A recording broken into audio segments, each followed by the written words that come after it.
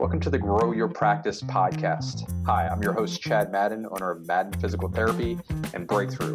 Join me each week as we dive into the best practices, systems, principles, tips, and tricks to help you grow your private practice.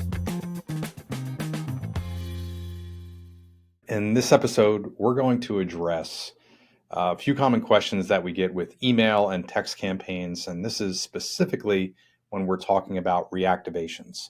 So I'm going to assume you're a practice owner, you have a patient list, you want to send an email campaign, you want to send a text, but you don't know what to send. There's a couple ways to break this down, but the challenge is, what should I send? Or what should I offer to my list? I heard I should make an offer. I want to use direct response advertising, direct response marketing with my past patient list, but what should I offer? And the other question is, what email or text campaign is working the best right now in the market? So have some data here for you. I shared it during the virtual summit, but in this episode, we're going to cover this. What should I send?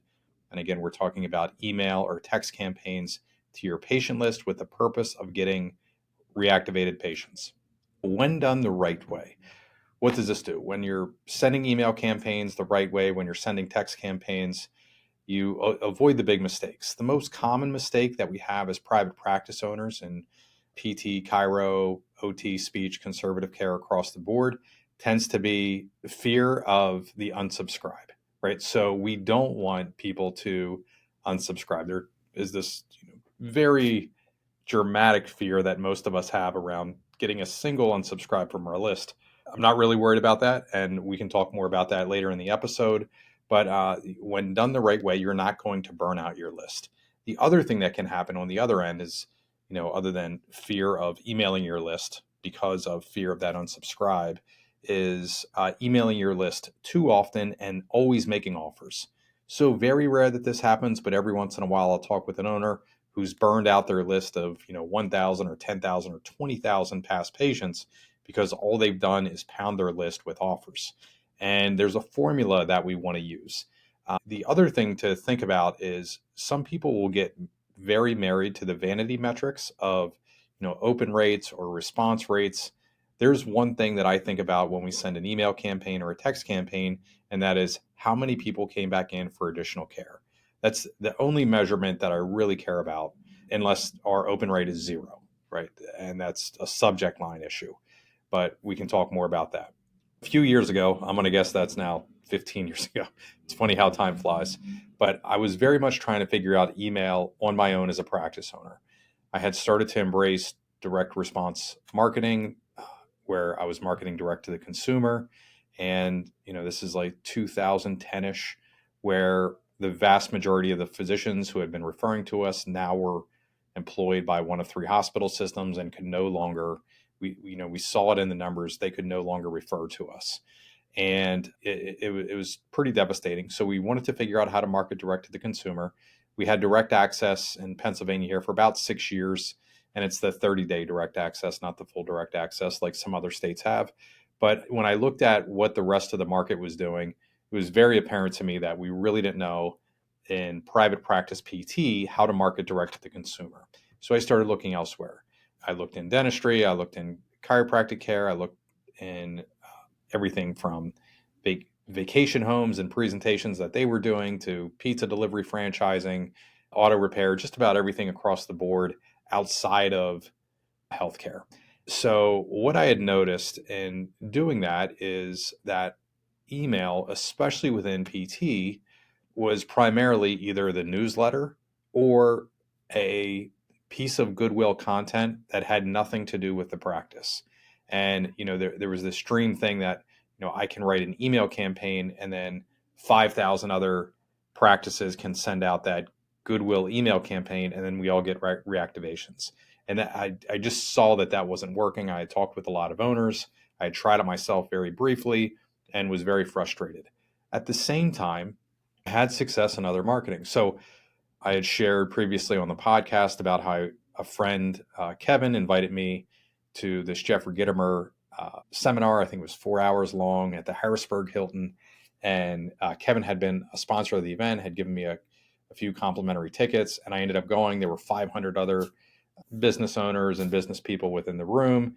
And I was just it was the first time I had invested in myself in quite a while, probably since the financial crisis in 2008, 2009. And I remember I bought the $500 package at the end, and it included all 7 or 8 of Jeffrey's books, plus hundreds of hours of DVDs. If you're not familiar with DVDs, it's basically this disc of, we used to have to watch videos on discs.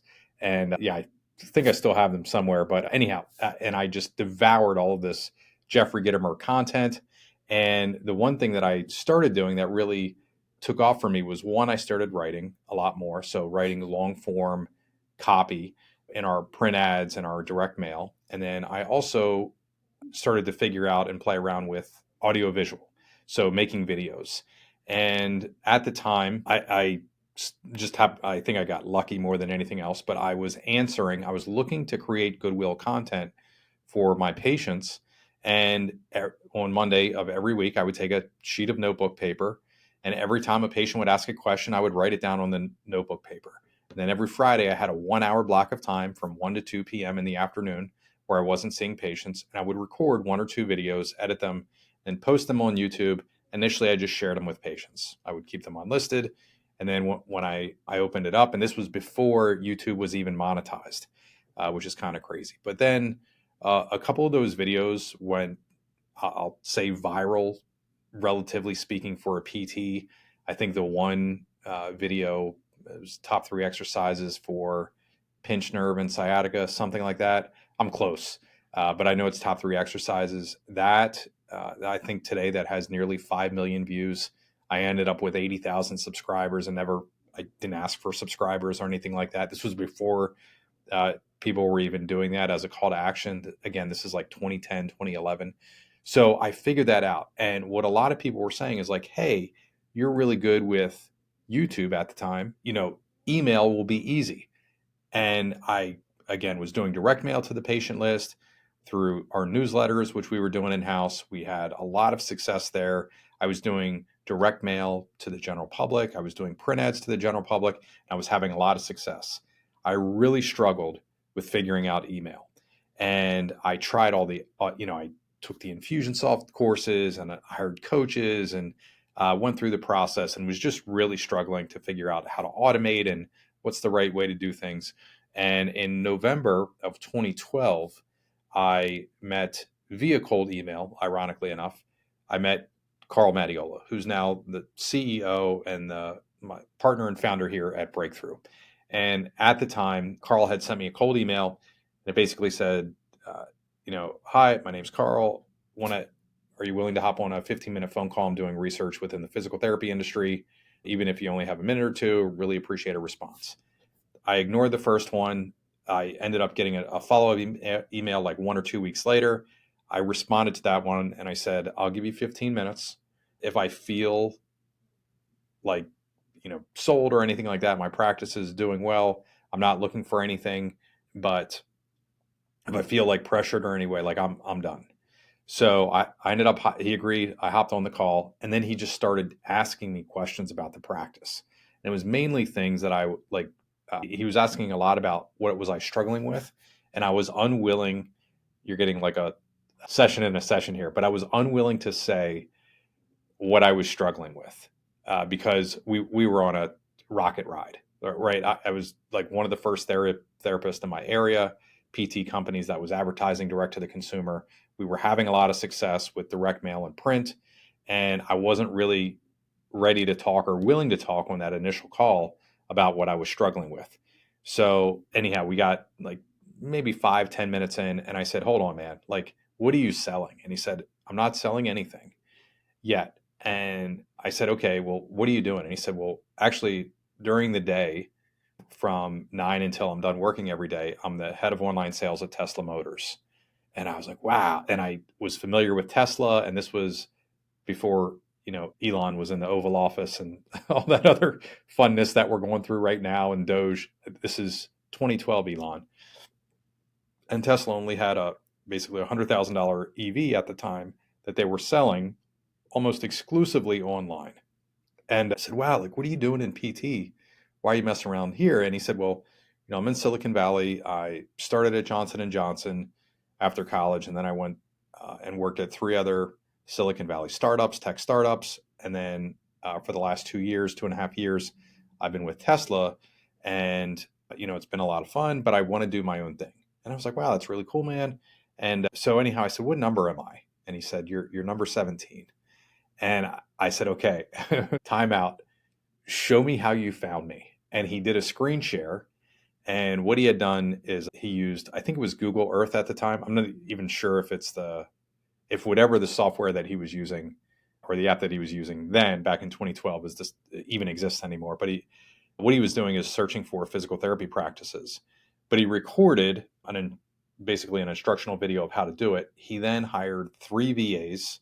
I believe they were in Malaysia, and gave them all like 1 week to prove themselves. So go through and create a physical therapy list, and here's how to run the automation. So this was a guy who was using automation, which I was really struggling with, email automation, had hired VAs, had been using tech to find me, right? That was crazy to me, right? And I said, wow, there's kind of like a urban legend line that I ended up saying was, there's nothing like this in Harrisburg. That has become a running joke for the last 13 years, but nothing like this in Harrisburg. And I said, this is unreal. Well, over the course of the next year, and I had talked a lot about direct to consumer marketing, Carl was referring owners to me, specifically that were having trouble, that he was surveying, but they were having trouble doing direct to consumer marketing. And then I was trying to teach. It was a disaster in the beginning. Like, I didn't know how to teach. I wasn't charging anything. And I remember the turning point, the pivot point came.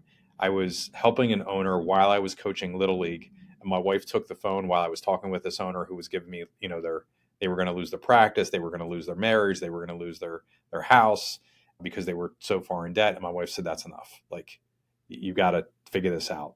But anyhow, the reason that I wanted to tell you that story is because I was very much struggling with email, and then serendipity, or, luck, whatever you want to call it, coincidence. I happened to meet Carl, who was an expert in email marketing. Here was a guy who was selling $100,000 electric vehicles with email and a landing page. And, what happened over the course of the next year is he said, basically show me what you're trying to do. And there's one key principle that I want to share with you that I learned early on from Carl that, has really set the tone for the last 10 to 12 years in email marketing. So, and that's this concept. If we look at the two biggest mistakes, one is not emailing our list enough, or only doing goodwill, right? So that's like the scaredy cat phenomenon. The other one is only making offers, right? And no goodwill. And that burns out the list. So the first one, we have no trackable results. The second one, we burn through our list, and neither one is a good long-term response, right?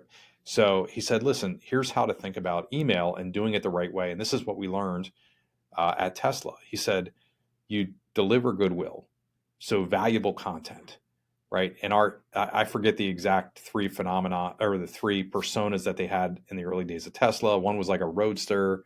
One was a tech, I forget, I think it was called a tech geek.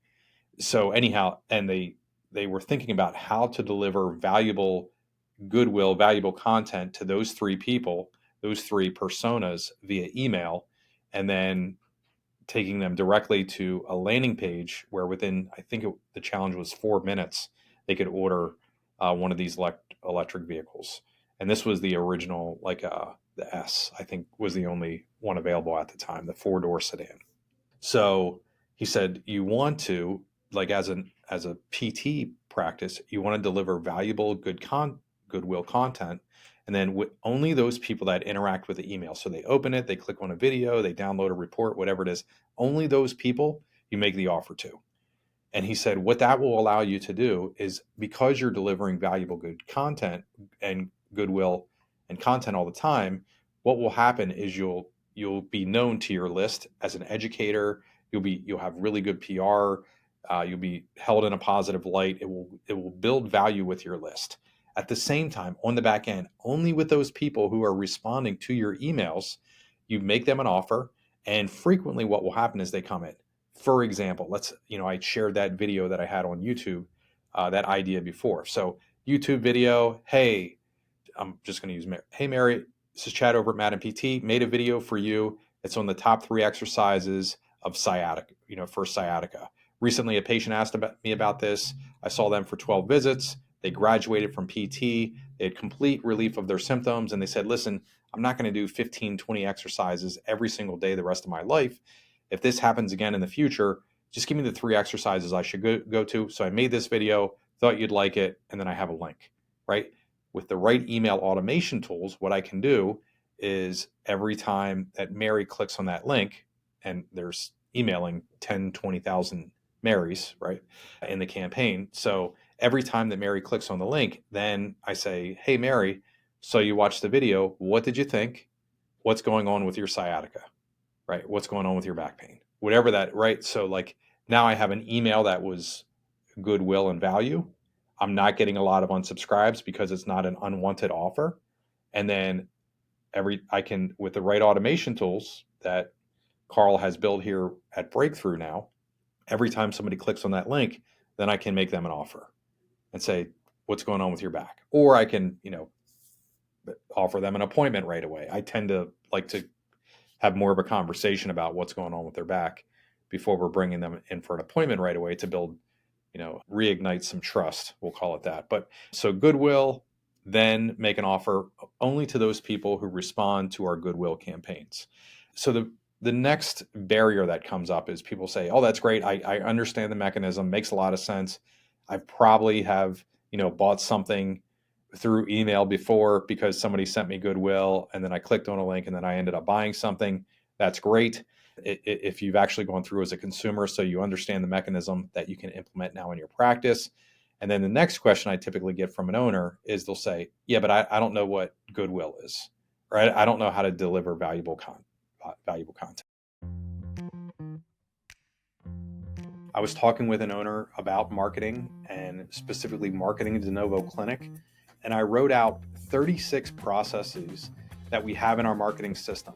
I go through, and this is simply a checklist, but I go through all 5 new patient pathways, reactivations, word of mouth referral, physician or professional licensed referral, partner referrals, and then cold traffic marketing. And I laid out all of our processes and what that looks like. If you'd like a copy of that, simply click on the link. You can download a copy so you know what a marketing system looks like that addresses all 5 new patient pathways.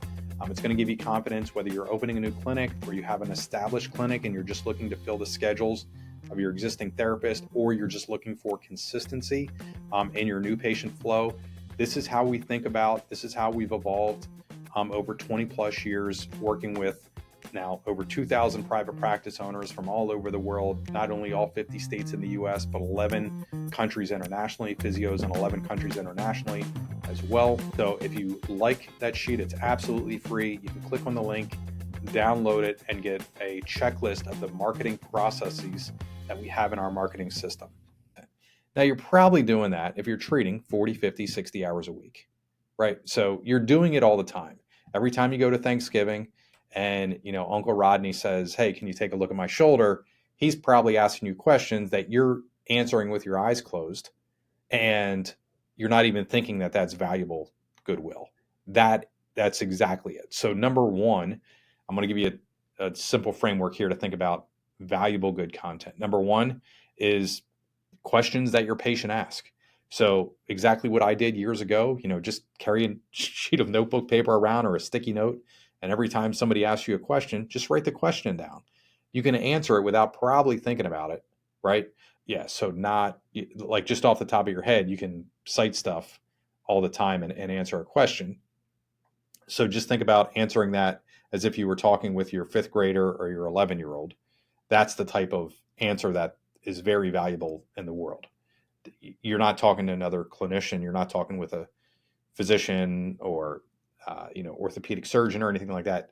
Answer that question as though you were talking to, again, 5th grade reading level. So number one is questions that your patients ask you.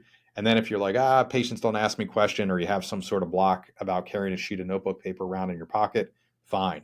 Go to Google. People will type things into Google that they won't even tell their best friend, right? So if you just go to Google right now, this is very simple to do. type in any condition that you want to attract into your practice. So it could be anything from back pain to rotator cuff impingement syndrome or torticollis or lymphedema, pelvic floor, urinary incontinence, anything across the board, whatever it is that you're the expert in and you want to see more patients of, just type that into Google. The thing that will come up right away, if you scroll down slightly, it says people also ask, and then it gives you questions related to whatever your diagnosis and your subject matter is. So it might be like, what causes sciatica, right? That's a pretty good question that people are literally word for word, verbatim, typing into Google looking for answers. They're looking for answers, and Google's delivering that information to you, that question to you, so you can answer it, right? So just it's you can record and write down questions that your patients are asking you, or you can go to Google and Google will hand deliver to you exactly what people are typing in. And you're going to see all sorts of poor English and misspellings and a whole bunch of wild stuff, but you know that's exactly what people are typing into Google, and Google's going to rank them for you. So it's going to give you the most common ones. Here's even if you want a little more advanced tip, every time you click on one of those questions, there'll be a drop down and we'll open up 2 or 3 more questions. So if you click 6 times, you're going to end up with like 15 to 20 questions that are the most common questions that people are asking Google about whatever the specific diagnostic problem is. So questions your patients ask you and questions people ask Google. So the other ways to think about it are, Q&A. So, and that's what I was doing in print. I think I ran a column called, now this was a paid column. It was like an advertorial, but I think it was called Ask the Therapist. And I would write down a question and then I would answer it within the article. And we were just buying the print space to do that. But it created a ton of goodwill. We even had this was pretty wild. Again, I'm in central Pennsylvania, but we had a few patients clip out every single one of those ask your therapist. And it was nothing more than, a headshot, professional picture, and some writing. It was pretty wild that they were doing that. Yeah, one patient had a scrapbook and it weirded me out a little, but I'll let you deal with that when it happens to you. That's the worst that's going to happen, and you're going to be fine. But ask the expert. You can also think about explainer videos. What happens with a disc herniation, or what happens with I have arthritis. What happens then? And I just know because I answered the question. It was around disc degeneration, stenosis, and arthritis. And then within the article, I explained, and I did the same thing on a video. You could probably find it on YouTube. But I just drew out 2 vertebrae. I drew out the foramen, and then I drew out with stenosis, disc degeneration, and arthritis, that space closes down. And every time we lean back, so if we go into lumbar spine extension, or we lean back to you as a clinician, I'm going to say lumbar spine extension. To the patient, I'm going to say lean back for the potential patient. Every time we lean back or straighten up, that space closes down. Every time we lean forward, that space opens up. That's why when you go to Costco or Target and you see people walking around the store that have disc degeneration, arthritis, stenosis, they tend to lean forward, lean on the cart, because it's relieving pressure on their back and opening up that space. Right. So that's just an example off the top of my head of an explainer video. Yeah, you could do common causes. You could do any other frequently asked questions, and you can also talk about solutions.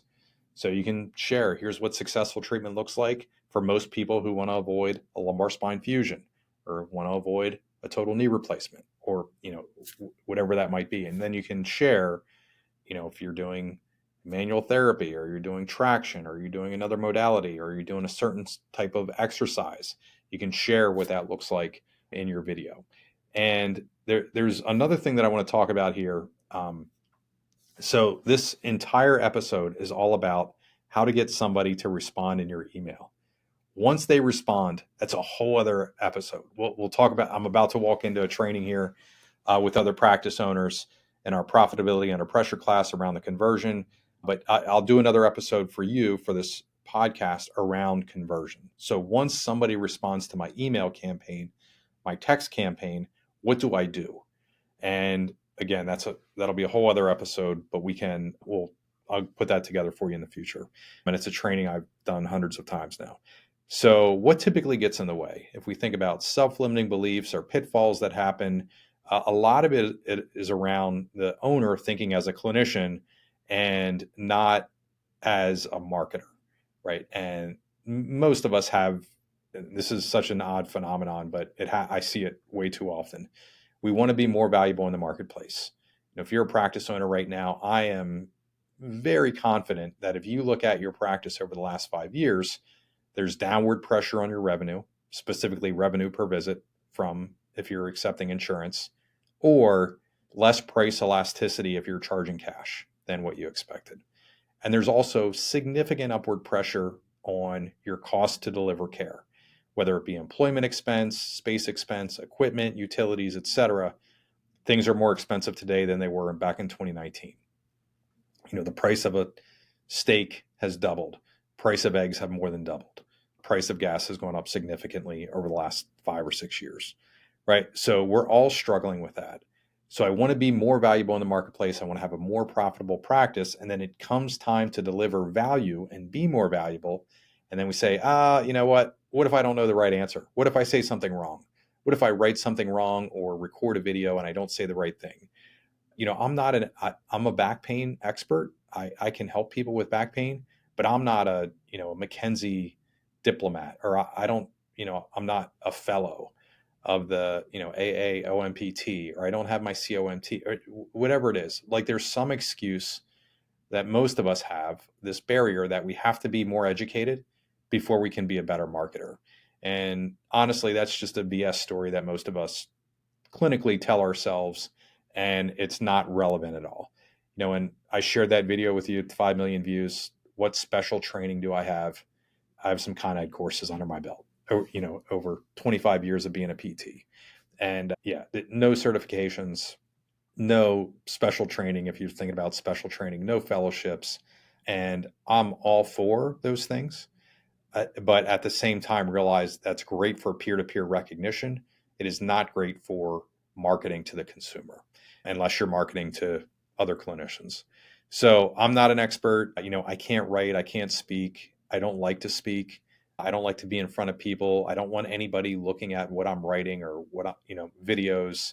I'm really good one-to-one, I'm not great one-to-many. Whatever that is, just go get Jim Quick's book. I think it's called, I just thought, Unleashed. Look up Jim Quick, Kwik. He has an amazing book. And in that, he talks about limiting beliefs. Limitless is the name of the book. And and he gives you 3 steps to go through it, right? So if you have a self limiting belief, just go through that. Realize you're telling yourself likely a BS story that's just helping you procrastinate around marketing and delivering value to your list. But get out there and make sure you're doing that. The more valuable you are in the marketplace, the better and healthier your business is going to be. So just to recap everything that we went over in this episode, because it was quite a bit, we talked about the challenge. What should I send out in my email or text campaign? Oh, I did say that I would share the best ones. So we have, off the top of my head, I just shared this in Virtual Summit, but I got this from Sarah here at Breakthrough. The 2 best campaigns that we had last year were single question email campaigns around knee pain was number 1. That was nearly 100,000 sends across the practices that we work with here at Breakthrough. Had a 42% open rate and a 2% response rate, which is, if you're sending 1,000 videos, that's 20 people responding to that. That's high. And rotator cuff was a close second. That had a little bit higher response rate. I think it was 48%, and had a 1.5% response rate. So yeah, single question email was number 1. Second best campaign was that for laser, and it was a question around general pain and a promotion that goes with that. So when I say campaign, that's a series of 3 emails that go out. This one was around, it was an offer for an appointment for laser for people that were experiencing pain. That had a very high response rate, 42% open rate there as well. And the final one was a text campaign, and that was one on where we were basically asking about general pain. So and by the way, the response rates for text are significantly higher. So that would be something to look into if your practice isn't using text yet. beyond appointment reminders. And you really want to think about, using that for reactivation. Breakthrough has an email and a text tool that Carl has built with a team of engineers here at Breakthrough over the last 12 years. And you can go to getbreakthrough.com/growth and sign up to take a look and make sure it fits for your practice. Getbreakthrough.com/growth. We also talked about the benefits, of not burning out your list, and, also having the gumption to actually make an offer and see that person through. We talked about, the story about how I was struggling with email back in 2012, 2010 through 2012, had done some other things really well in marketing, but couldn't figure out email. I talked about how I had met Carl via cold email in November of 2012, and that he was working for Tesla at the time and had figured out how to sell a $100,000 EV with emails and a landing page, which was absolutely nuts. And the thing that he revealed to me was, send goodwill, lots of goodwill, valuable content, and then only to those people who respond to the goodwill content you make an offer to, and how to automate that. And that's exactly what he's done for our practice and hundreds of other practices as well. I shared 2 ideas of how you can source good content. If you're not using a tool like Breakthrough where it already has the pre-built campaigns in there for you, but it's essentially questions your patients ask and questions people ask Google. I talked about, other forms and frameworks that you can think about in your valuable goodwill content: Q&A, FAQs, explainer videos, solution videos, ask the expert. And I gave you that asterisk around conversion of responders, which I'll get on the podcast in a future episode. And then we also talked about self-limiting beliefs and how it's linked to, for some of us, a thought that we're not valuable. Here's a chance to be more valuable in the market. And we're going to, let some self-limiting belief around I'm not an expert, or I don't know the perfect right answer, or I can't write, I can't speak, I can't record, etc. So, and we talked about how to work through that with Jim Quick's book and Limitless and his section on self-limiting beliefs. Awesome. So had a lot of fun recording this episode. Wow. 32 minutes in. Fantastic. Hopefully you pulled some nuggets from here, and very much appreciate you and what you're doing in your private practice. Otherwise, I will see you on the next episode. Thanks, everybody. See ya.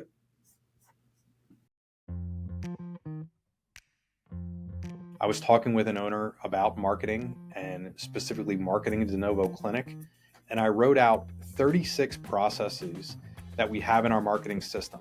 I go through, and this is simply a checklist, but I go through all 5 new patient pathways: reactivations, word of mouth referral, physician or professional licensed referral, partner referrals, and then cold traffic marketing. And I laid out all of our processes and what that looks like. If you'd like a copy of that, simply click on the link. You can download a copy so you know what a marketing system looks like that addresses all 5 new patient pathways. It's going to give you confidence whether you're opening a new clinic or you have an established clinic and you're just looking to fill the schedules of your existing therapist, or you're just looking for consistency in your new patient flow. This is how we think about, this is how we've evolved over 20 plus years, working with now over 2,000 private practice owners from all over the world, not only all 50 states in the US, but 11 countries internationally, physios in 11 countries internationally as well. So if you like that sheet, it's absolutely free. You can click on the link, download it, and get a checklist of the marketing processes that we have in our marketing system.